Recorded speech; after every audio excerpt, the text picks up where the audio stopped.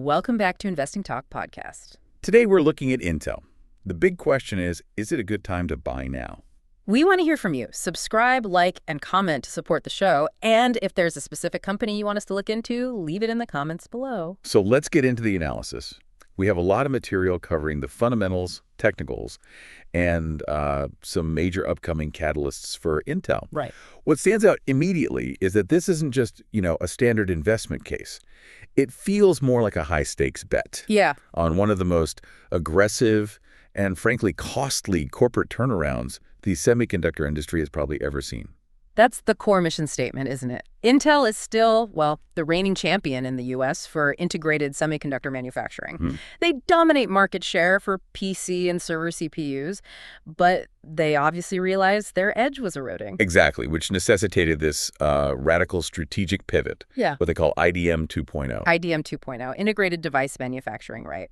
That's it. The 2.0 part means they're fundamentally changing how they operate. It's not just designing and making their own chips anymore. Okay. Now they're opening up their advanced fab capacity to, competitors even, acting as a dedicated foundry. So competing directly with giants like TSMC. Puts them right in that ring, yes. Okay, when we look at the financials, the first thing that jumps out is just the sheer cost of this whole transformation. It really does. The sources paint a picture of strategic sacrifice, and you see that in the trailing 12-month revenue, the TTM figure. It's holding steady around $53.44 billion.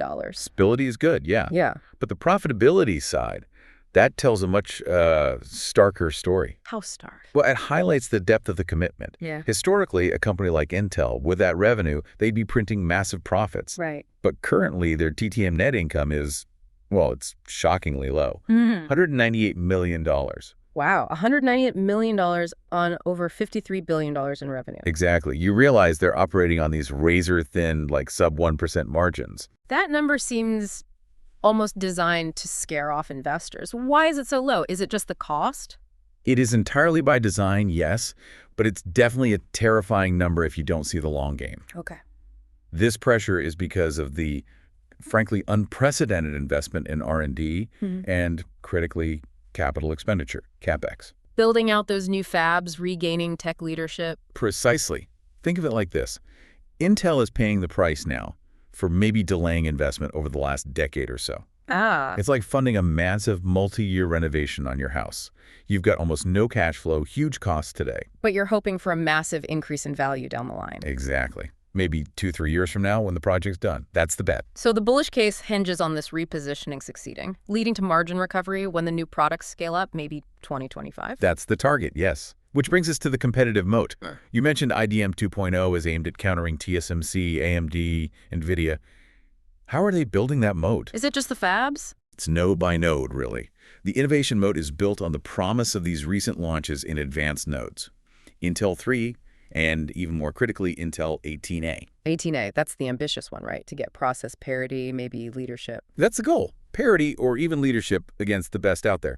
These are the nodes that will decide if they can genuinely compete in AI accelerators, high-performance computing, areas dominated by NVIDIA and AMD using external foundries. Okay, but success on paper, execution is key. What guarantees are there that this massive investment isn't just sunk costs? That's where the U.S. government support becomes a huge stabilizing factor. The CHIPS Act funding and all that. Exactly. Our sources highlight substantial federal funding awards targeting next-gen quantum AI sectors. This isn't just free money. It's a massive government partnership. De-risking the investment. It does two things. Materially offsets the risk and costs of that huge CapEx, and it essentially entrenches Intel's position as the premier domestic semiconductor provider, strategically vital for the U.S.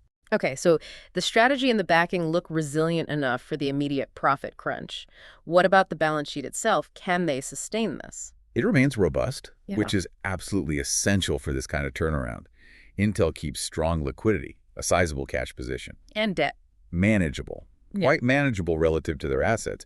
And even with the huge CapEx needs for the fabs, their free cash flow is still positive. That's key. That flexibility is the lifeline sustaining this whole multi-year cycle. They aren't running on fumes. They're spending from a strong reserve.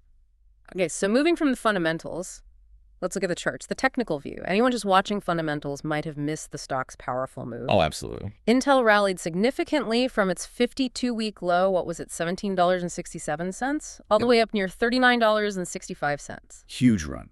And currently it seems to be consolidating. We see it in a tighter range, maybe $36.43 to $38.40. That says something about changing perceptions. It shows a pretty decisive reversal from the previous bearish trend, definitely. And when we break down the key technical indicators, we see strong underlying health. Like what? Support levels. Yeah, key support seems established near $24 to $35. Resistance is right near those recent highs, around $39, $40. And looking ahead, say, next 3 months. Assuming successful execution on these upcoming catalysts we'll talk about, the bullish trading range outlook we're seeing is maybe $36 up towards $45. Okay. What about momentum right now? Is this sustainable, technically speaking? Technically, the stock looks aligned for potentially more upside. It's trading confidently above both its 50-day and 200-day moving averages. That's a good sign. And indicators like RSI, MAA? Also looking positive. The Relative Strength Index, RSI, is sitting healthily in the 55 to 65 range. So upward momentum, but not overheated yet, not overbought. Okay. And the MACD, which tracks momentum comparing moving averages, also confirms a strong upward trajectory. I see the beta here is high, 1.33. That's a double-edged sword, isn't it? Absolutely. Beta measures volatility against the market. 1.33 means when the market rallies, Intel tends to amplify those gains, moving 33% faster. Right. But the reverse is also true. If the market corrects, Intel is likely to fall harder.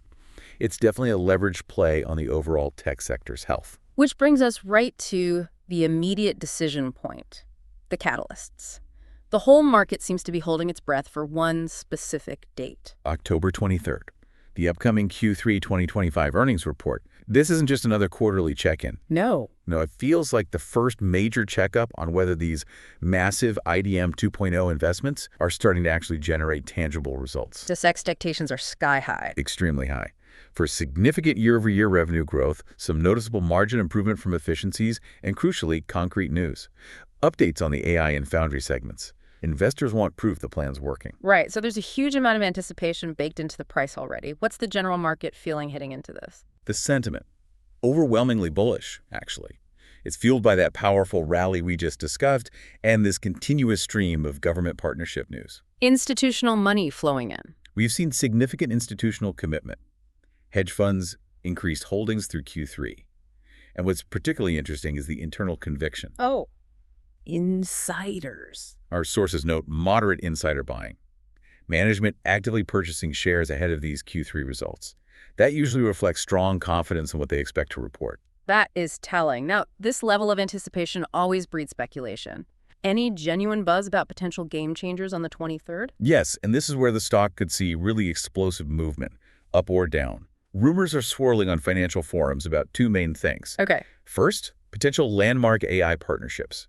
Maybe with a major cloud provider or big enterprise client, something that validates their new AI accelerator design. 10-second. Expanded involvement in those lucrative government-backed quantum computing projects, advanced research stuff. So if even part of that buzz turns into real news. If even a fraction is substantiated on October 23rd, it could unlock potentially multi-billion-dollar revenue streams and lead to a significant, immediate re-rating of the stock.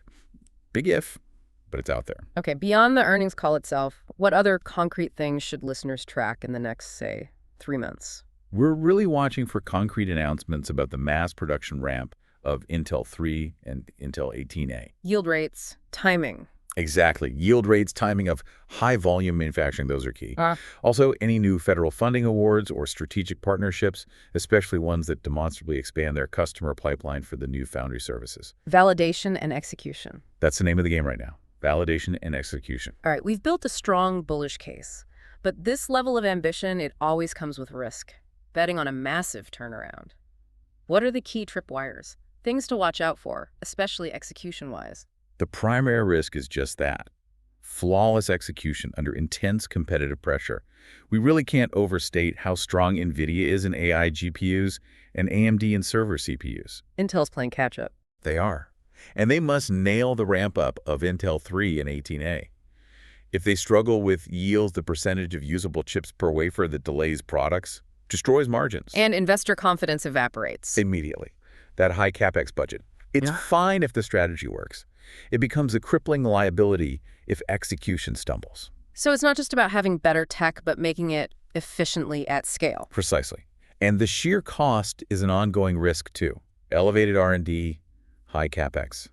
They will continue to depress near-term earnings. Frustrating for impatient investors. Potentially very frustrating until that promised scale finally materializes, which might not be until late 2025, maybe even 2026. And connecting this to the bigger picture, the whole semiconductor sector has inherent dangers, right? It does. Famously cyclical. Intel's exposed to global demand shifts and critically geopolitical risks, regulatory changes. Even with the U.S. base. While the U.S. manufacturing offers a strategic edge, any serious escalation in global trade tensions could still disrupt their complex supply chain. And we also have to acknowledge the analyst consensus. Right. What are the pros saying? Despite the rally and the positive sentiment buzz, the actual consensus rating is still hold. That's about 67% of analysts. They're basically advising caution, waiting for that hard proof of execution on October 23rd before upgrading. Waiting for confirmation. Okay, so wrapping this up, what does it all mean for someone looking at Intel right now? Is this the moment to jump in or wait and see? My final take, synthesizing all this, lands on an overall bullish rating, maybe an 8 out of 10. An 8. Pretty strong. Yeah. The fundamental case anchored by their essential position in AI, foundry tech, those strategic government partnerships, it just feels too powerful to ignore right now. And the technicals back it up. The momentum is reinforced by that positive technical structure and these imminent high-impact catalysts. So it could be attractive for both short-term traders and long-term investors. Exactly. It looks interesting for short-term trading because you can try to leverage that massive anticipation going into the Q3 earnings catalyst. Playing the event. Right. But for long-term accumulation, the thesis is that Intel's durable moat, if they execute IDM 2.0 successfully, will let them harness these huge secular trends in computing over the next 5-10 years. Making today's price look potentially undervalued later on. That's the long-term bullish argument, yes. So the immediate future of Intel really hinges entirely on whether their multi-billion-dollar investments and these high-profile partnerships translate into concrete bottom-line results announced on October 23rd. The question for you listening is, do you wait for that confirmation or do you bet on the anticipation?